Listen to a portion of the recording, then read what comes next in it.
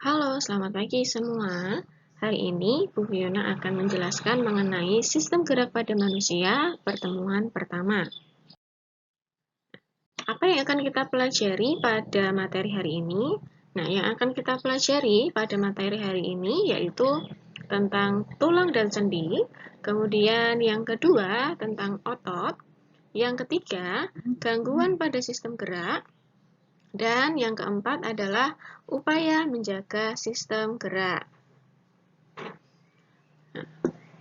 Kita awali dari yang pertama terlebih dahulu, yaitu tulang dan sendi.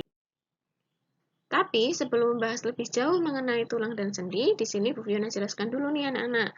Kalau alat gerak manusia dibedakan menjadi dua, yaitu alat gerak aktif dan alat gerak pasif. Yang berperan sebagai alat gerak aktif adalah otot, dan yang berperan sebagai alat gerak pasif adalah tulang atau rangka. Pembahasan kita hari ini akan berfokus pada alat gerak pasif atau tulang atau rangka. Sebelum membahas lebih jauh mengenai tulang atau rangka, coba perhatikan gambar yang ada di slide. Pertanyaannya, mengapa ya tenda bisa berdiri? Nah, menurut anak-anak, kira-kira kenapa tenda bisa berdiri? Jawabannya adalah tenda bisa berdiri tegak karena tenda itu memiliki tiang penyangga. Nah, coba perhatikan. Nih ya, jadi di sini ada tiang penyangga yang menyangga kain tendanya sehingga tendanya bisa berdiri. Nah, jika tenda ini tidak ada tiangnya, maka tendanya akan jadi seperti gambar yang paling bawah. Hanya ada terjatuh di lantai, tidak bisa kita lihat bentuk tendanya, tidak bisa kita gunakan tendanya. Nah, kalau misalkan tenda itu punya tiang penyangga, lalu bagaimana dengan tubuh kita? Ternyata anak-anak, tubuh kita itu sama seperti tenda. Tubuh kita itu punya tiang penyangga juga. Nah, yang berperan sebagai tiang penyangga di dalam tubuh kita itu adalah tulang atau rangka. Jadi, kalau anak-anak perhatikan pada gambar ini adalah gambar tulang di seluruh tubuh kita. Jadi, dari atas kepala sampai kaki itu tersusun atas tulang-tulang yang menyangga tubuh kita. Nah, sebetulnya apa sih fungsi tulang atau rangka di dalam tubuh kita? Fungsi tulang atau rangka yang pertama itu adalah untuk melindungi bagian tubuh yang vital. Jadi di tubuh kita itu ada organ-organ yang vital seperti otak, paru-paru, jantung, dan juga alat sistem pencernaan, ada lambung, hati, dan lain sebagainya. Nah, fungsi dari tulang ini adalah melindungi organ-organ tersebut, karena organ-organ tersebut organ yang rawan, seperti itu. Kemudian, fungsi yang kedua sebagai tempat melekatnya otot. Otot-otot di dalam tubuh kita itu melekat di permukaan tulang. Yang ketiga, menegakkan dan memberi bentuk tubuh. Menegakkan dan memberi bentuk tubuh.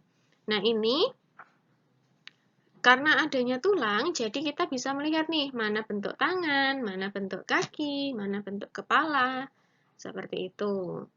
Fungsi yang keempat adalah tempat diproduksinya sel darah merah. Ya, jadi di dalam tubuh kita itu kan ada darah.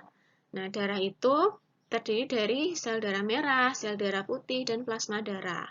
Yang bertugas untuk memproduksi sel darah merahnya adalah sumsum tulang, anak-anak. Kemudian fungsi yang kelima sebagai alat gerak pasif, dan fungsi yang keenam adalah menyimpan mineral.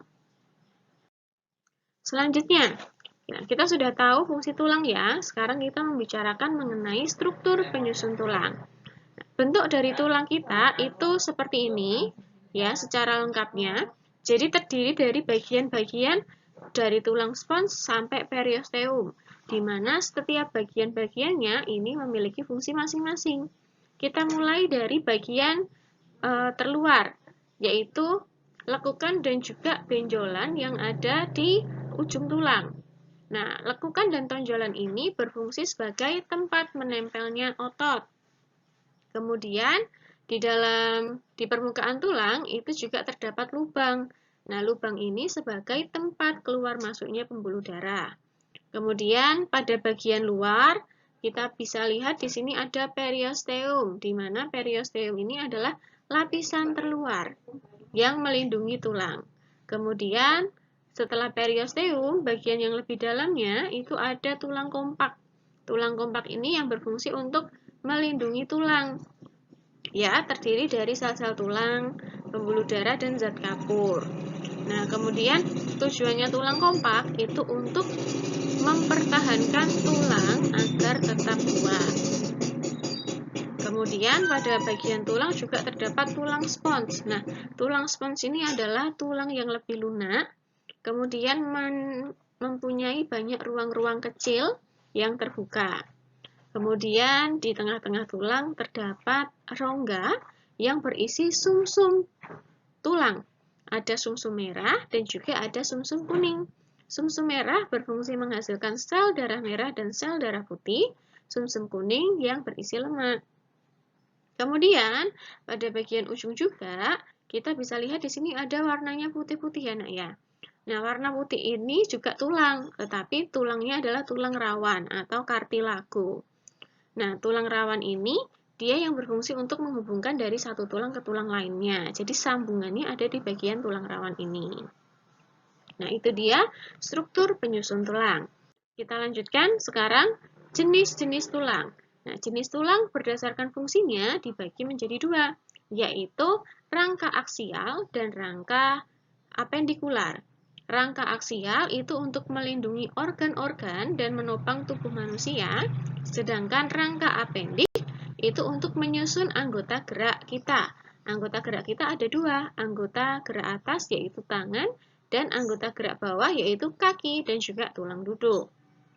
Jadi, bedakan ya antara rangka aksial dengan rangka apendikular. Sekarang, jenis tulang berdasarkan penyusunnya.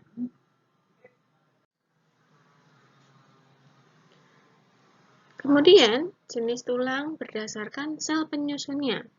Nah, dibagi menjadi dua, yaitu tulang rawan dan juga tulang keras.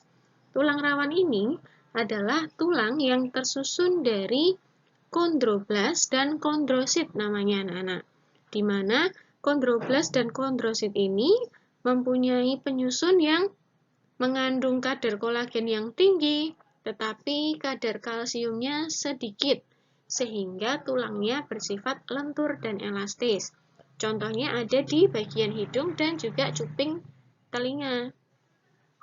Seperti itu. Nah, kalau diperhatikan pada gambar, bagian yang berwarna biru ini adalah bagian yang punya tulang rawan. Kemudian untuk tulang keras adalah tulang yang sel-selnya tersusun dari osteosit.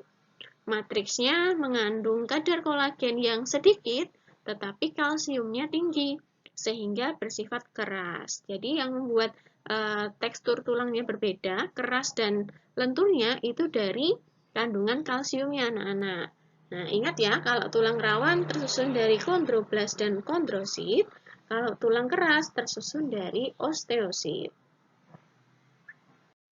Selanjutnya, jenis tulang berdasarkan bentuknya. Nah, berdasarkan bentuknya, tulang itu dibagi jadi tiga. Tulang pipa, tulang pipih, dan tulang pendek. Tulang pipa, ciri-cirinya adalah berbentuk tabung dan berongga, serta bentuknya memanjang, seperti pada gambar. Tetapi kalau untuk tulang pipih, bentuknya ya sesuai namanya, berbentuk lempengan yang pipih dan lebar. Kemudian tersusun atas tulang kompak dan lempengan tulang spons. Nah, seperti gambar. Kemudian tulang pendek itu berbentuk seperti kubus atau bulat dan ukurannya pendek sesuai namanya.